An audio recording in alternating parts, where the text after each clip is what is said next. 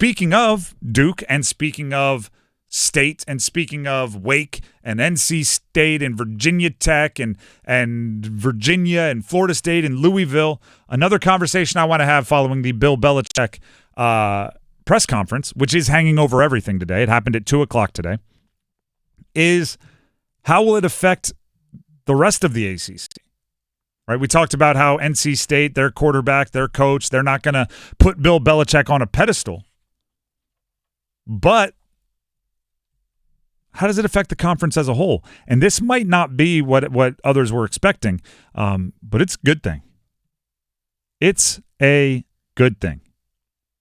Do you know what's one of the hardest parts, one of the worst parts about the ACC this past year? Very, very few wins against ACC opponents were seen as big wins. Very, very few wins were seen as big wins. You beat Miami, or if you beat, like at different times, Clemson, that's really the only bump you could get. A lot of parity. It's just like if you beat Boston College, or you beat one of the teams here in the Triangle, or you beat Florida State this year. Nobody around the country was going like, that's a big win. Bill Belichick makes UNC a big win. Bill Belichick makes the UNC a impressive pelt to hang on your wall, metaphorically. The wins will be seen as better. The rising tide raises all boats. The committee will give your conference the benefit of the doubt when it comes to UNC. That the same way some other coaches get it. Not only that, but let's look at the social aspect. Beating Belichick will ignite your boosters. The thing you look at, and it happens 6 games into the year every year, right? 6 games in, there's a team that's 6-0 or they're 5-1, and all of a sudden, maybe they didn't expect to be that good. All of a sudden, everybody's talking about them in a higher level. Could they make it to the conference championship? Could they be in the top 25? Could they make it to the college football playoff? Are they that good? And then you look at the rest of their schedule. How many opportunities for big wins do they have? How many primetime games? How many potential college game day games? Because you need those to vault your program. UNC just became one. Now, you might lose, but you need those opportunities. I'm joking around when I say this, but in all honesty, there's probably some reality to this statement. UNC fans can kiss 12 o'clock kickoffs on the CW network goodbye next season. I assume so. I mean, is that fair to say? I would assume so. And in a big way, I would assume so. Heck, if you have a premier, I haven't really looked at the schedule. I just know that TCU August 30th is the home opener. But if there's a attractive matchup in there and the record's great for both teams, you could see College Game Day coming to Chapel Hill. 100%. I don't think they will because, they're ACC haters. They'll probably go somewhere in the SEC or Notre Dame. But I could see it way more likely than it was 2 weeks ago. Bill Belichick will call in a favor to his buddy Pat McAfee and Nick Saban and say, hey, you guys are coming here for the Duke game. Do you know what else I think? They play in Durham this year. Never mind. Do you know what else I think this gives? And he played this role in the NFL, so I'm not saying it as a huge insult. It gives the conference kind of an enemy. Right? I make this reference a bunch, but the best. And honestly, Dennis usually is my guy on this because he's so into the superhero movies. I can try my best. Well, the best superhero movies, and I'm more of a movie fan than a superhero movie fan, but the best superhero movies are the ones with the best villains, right? It's why I think Superman movies are so difficult to get right, because the entire time you're like, he's just do the laser thing or just do the super strength thing. There's no formidable enemy that makes it fun. What's the saying? You either live long enough to die a hero or you live long enough to see yourself become the villain. Which one is – what's Bill Belichick at right now being the new head coach? Bill Belichick for UNC is the ultimate the came out of nowhere to save us. For everybody else, you now have a Darth Vader. It makes the storytelling of the ACC so much better. Kenan Stadium's now the Death Star. Like when State plays UNC, as we've already seen a little bit with the Bailey and Doeren comments. But when anyone plays UNC, it is very much a nobody thinks all these people aren't even here to watch us. They're here to watch him. And it's us against the world. And Pat McAfee loves this guy. And Peyton Manning loves this guy. And Tom Brady and him had years and years of success. And we're going to go out there and slay that dragon.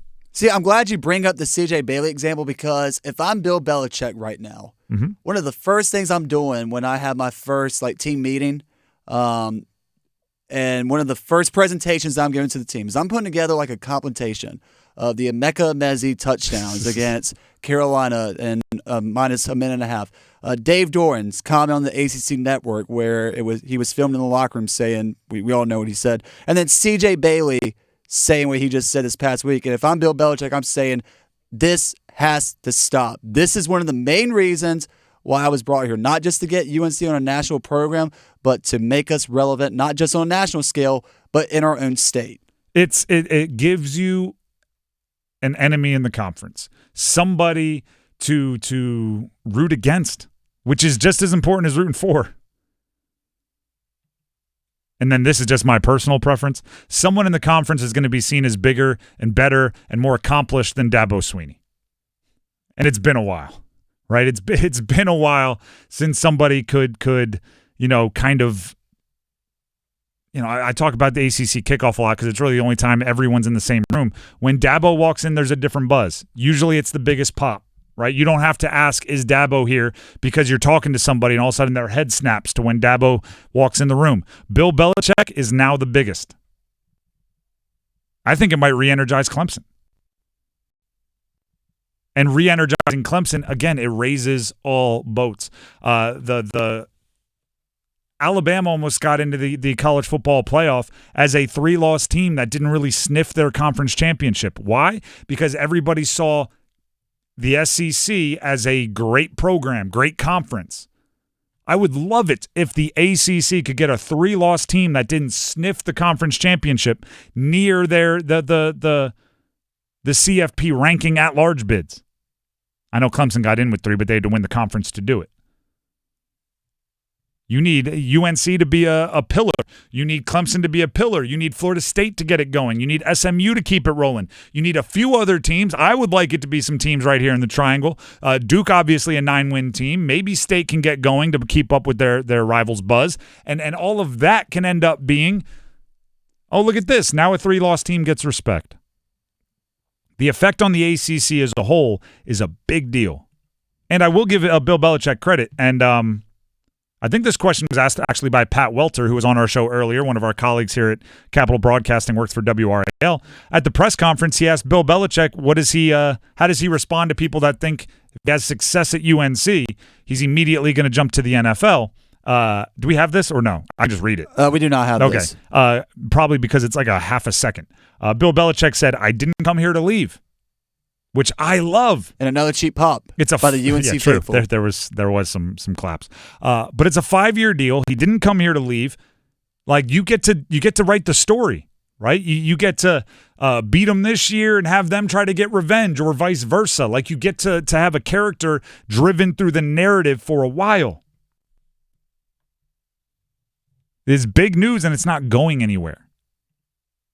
And if you're a UNC fan, obviously you have a horse in the race. If you're an NC State fan, obviously you're rooting for the opposite to happen. If you're just a college sports fan, it's going to be interesting regardless. If Bill Belichick wins 5 games his first year, goodness gracious, will that be the talk of town. If Bill Belichick wins 11 or 12 games his first year, goodness gracious, will that be the talk of town. And the other best part is if they win like 7 or 8 and kind of have a boring season. Goodness gracious, will that be the talk of town. There's no way this isn't interesting. And that's good for the Atlantic Coast Conference. It's more eyeballs. I'm looking forward to Florida State not being able to say, 4 of the top 5 highest rated ACC games featured Florida State. And it's going to be because UNC rates like gangbusters. I had to watch my language there.